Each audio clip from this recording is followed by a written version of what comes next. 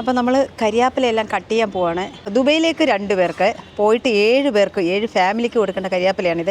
അപ്പോൾ ഇന്നെല്ലാം നമ്മളങ്ങ് വെട്ടാൻ പോവാം. വെട്ടിയിട്ട് അവരെല്ലാം വിളിച്ച് പറയും, അവരെല്ലാം വരും. അപ്പോൾ ഒരേ ലെവലിൽ വെട്ടാൻ വേണ്ടിയാണ് ഞാൻ ഇങ്ങനെ ചെയ്യുന്നത്. അല്ല ആർക്കും കുറേശ്ശെ ഞാൻ കട്ട് ചെയ്ത് കൊടുക്കത്തില്ല.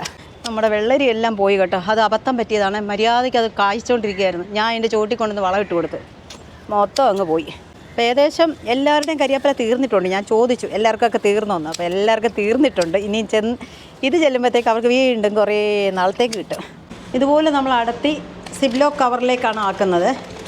പിന്നെ ഇവിടെ ഞാൻ ഓരോ തവണ കരിയാപ്പില കട്ട് ചെയ്യുമ്പോഴും ട്രിവാൻഡ്രത്തുള്ള ഒരുപാട് പേര് കരിയാപ്പില ചോദിക്കുന്നുണ്ട്, പൈസ തരാം, ഞങ്ങൾക്ക് തരുമോ എന്ന്.